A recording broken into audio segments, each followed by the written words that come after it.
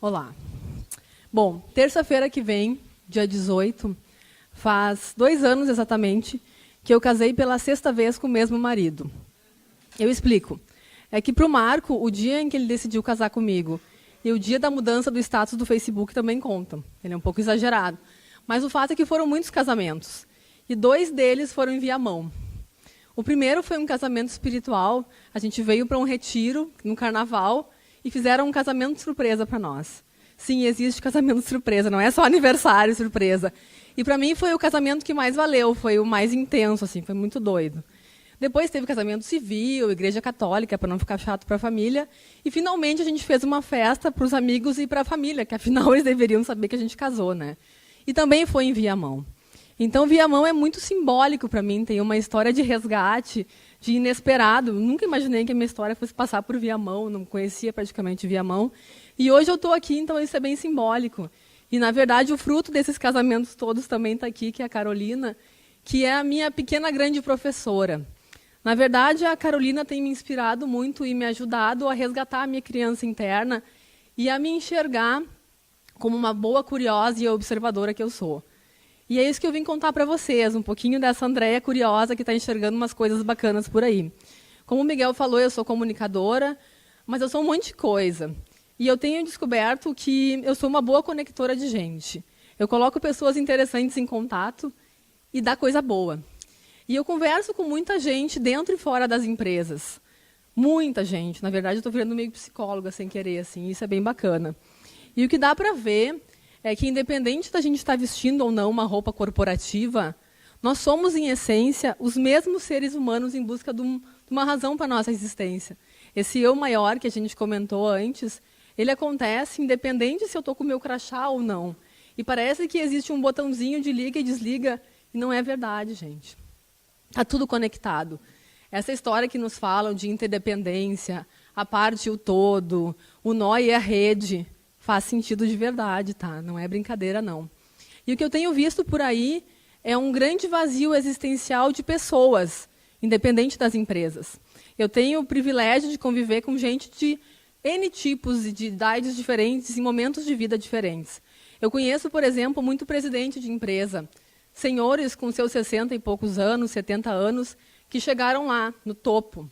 Eles têm dinheiro, eles têm status, eles têm um cargo e eles têm um vazio enorme dentro deles.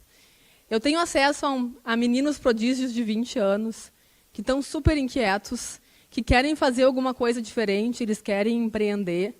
Eles não têm orgulho daquilo que os pais fizeram, não querem construir o mundo igual que os pais fizeram, mas eles não sabem o que fazer. Eles também têm um grande vazio. Tem uma pessoa que eu tenho conversado muito, que tem me ajudado a entender essas coisas, que é o Oswaldo Oliveira, o cara das redes, que a gente fala. E o Oswaldo me conta umas histórias bem bacanas, que tem outros vazios por aí, que tem tudo a ver com coisas que foram ditas hoje. Por exemplo, artistas que tiveram a coragem de viver as suas artes desde muito cedo e que não fizeram o pé de meia e que chegaram nos 60 anos e estão arrependidos porque não têm do que viver.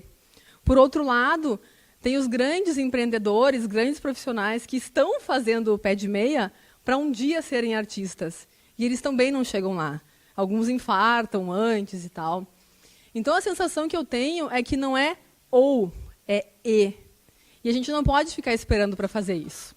E tem coisas que não nos contam, tem coisas que a gente tem feito no automático. Aliás, a gente tem vivido muito no automático, né? Por exemplo, quando a gente vai abrir uma empresa, a gente faz um contrato social. Nós deveríamos ter uma razão social para existir enquanto empresas. Aliás, nós deveríamos ter uma razão para existirmos enquanto pessoas, também seria legal.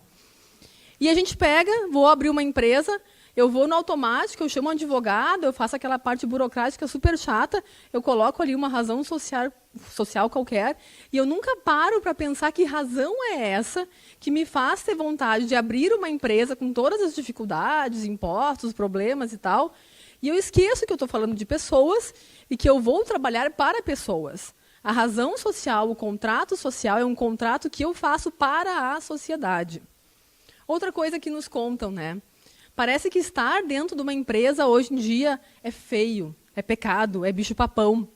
Como se só o que tem lá fora é legal. Então, eu tenho falado com muita gente que está cansado das vidas corporativas, que querem empreender. Eu vou chutar o balde, vou largar tudo e vou ser feliz lá fora.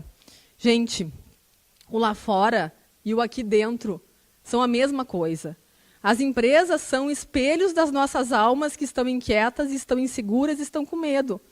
Eu não vou dizer que todas as empresas sejam realmente maravilhosas. Eu enxergo muita coisa complicada e eu acho que tem muita gente que realmente não deve colocar energia em algumas empresas que são predatórias de fato. Mas por que não tentar empreender dentro de uma empresa, de uma estrutura que já existe e tentar ser o agente transformador dessa empresa? Então, eu acho que tem algumas coisas que estão mal contadas e que estão erradas.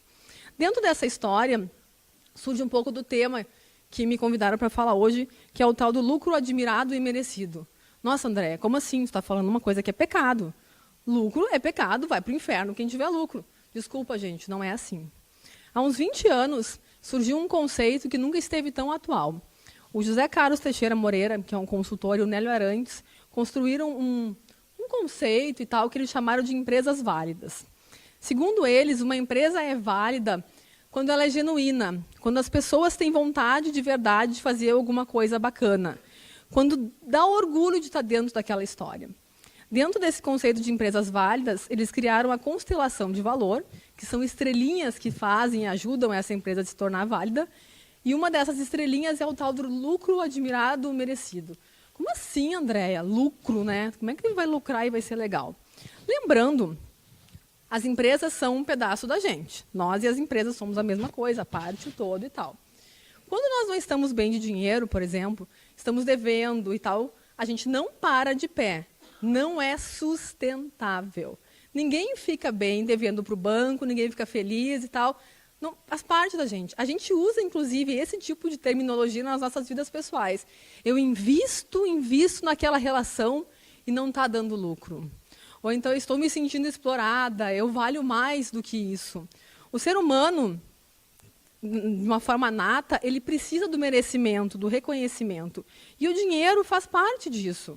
A gente sabe que a gente está vivendo numa vida real e que eu não posso chegar no restaurante e cantar uma musiquinha para o garçom, dizendo que eu sou muito legal e que eu acredito no mundo, que não tenha dinheiro e tal. Então, o fato não é esse. O fato é como que eu faço para minimamente ajudar a construir uma empresa que, quando lucre, a sociedade ache bacana. Sabe aquele amigo legal que a gente tem, que quando ele se dá bem na vida, a gente fica feliz? Por que a gente fica feliz? Ah, o fulano se deu bem na vida, ele estudou e tal, ele está com dinheiro. O que ele vai fazer com aquele dinheiro? Ele vai fazer um monte de coisa boa. Ele vai viajar, ele vai fazer outros cursos, ele vai crescer como pessoa. Então, esse conceito de lucro admirado, essa historinha que tem por aí, faz sentido nesse sentido, na medida em que esse dinheiro servir para reabastecer uma energia, para reconstruir coisas que são bacanas, para retroalimentar essa cadeia. A gente está falando de uma vida real. Então, como é que eu faço isso minimamente, né? Eu tenho visto, gente, muitas novas empresas que são genuinamente preocupadas em fazerem coisas bacanas. Eu diria para vocês que elas são poucas, porque a maioria das empresas está muito perdida. Assim, a máquina meio que comeu as pessoas e elas perderam um pouco desse senso. Mas eu diria para vocês que tem gente aqui dentro que está fazendo uma revolução em empresas que são tradicionais, que teriam tudo para estarem acomodadas. E está acontecendo e exige uma super coragem de fazer isso. É muito fácil eu estar lá ganhando, estar com o meu lucro e tal, e eu ter coragem para começar isso. Começar do zero é mais fácil. Mas existem, sim, iniciativas que fazem muito sentido e que estão acontecendo de verdade. E a gente pode, minimamente, resgatando tudo o que foi dito aqui, pegarmos esses nossos sonhos internos e ajudarmos a fazer isso acontecer nas empresas e, felizmente, esperar que elas, sim, lucrem para que a gente possa transformar esse lucro em coisas boas. Então, é um pouco por aí. Eu acho que o que está acontecendo, que a grande desconstrução que está sendo dita aqui hoje, as coisas que a gente tem visto, é que está tudo meio trocado. Não é eu existo para trabalhar. É eu trabalho também para existir. Eu também trabalho, mas eu tenho outras coisas. O trabalho simplesmente ajuda a que a Andréia subsidie algum sonho. Com isso, ela tem dinheiro para fazer coisas, mas não é só o financeiro que está em jogo. E o que mais? Se o trabalho não realiza, se o trabalho não te torna uma pessoa melhor, troque. Porque em qualquer outro trabalho, de alguma forma, a gente vai ser remunerado para minimamente conseguir ganhar aquilo que a gente precisa para comprar as coisas básicas e necessárias, não luxo. Então, eu acho que a grande questão é essa inversão de valores que está acontecendo e como é que eu lido com elas. Tá, mas aí então como é que a gente faz, André? Como é que eu sei se eu estou numa empresa legal, se tem jeito? Como é que eu construo isso? Como é que eu observo se esse caminho que eu estou seguindo faz sentido? Como é que eu acordo de manhã e vejo se eu não estou perdendo tempo, se eu tenho que realmente mudar? Não adianta a gente pensar de um jeito racional de novo, né? Imagina eu chegar para a Carolina, ou vocês chegarem para suas crianças internas que estão aí adormecidas e baterem um papo com elas e contar a história do lucro. Olha só, minha filha, a nossa empresa lucrou X milhões esse ano. Isso é muito bom para o mercado financeiro, para movimentar as ações e tal. Ela vai olhar e vai falar, hã? Mas existem outros jeitos da gente fazer isso, e, na verdade, esses são os grandes indicadores que nos vão mostrar se aquilo que a gente está fazendo faz sentido, se esse lucro ele é realmente admirado, e etc, etc, etc. Essa empresa é válida, se eu sou uma pessoa válida, se eu estou fazendo sentido para mim mesmo. Comece a conversar, a contar as coisas que acontecem dentro dessa empresa, dentro desse mundo corporativo ou não corporativo, e comecem a contar histórias de como as pessoas tratam as pessoas que estão lá dentro, como eu me sinto estando lá dentro. E aí, minha gente, o principal indicador vai ser o tom que vocês estiverem contando e o jeito que essa história vai começar a fazer sentido para vocês. Se num determinado momento vocês pararem e olharem para a Carolina de vocês, para suas crianças internas, e aí brilhar o olho, então está tudo certo. É isso, gente. Muito obrigada.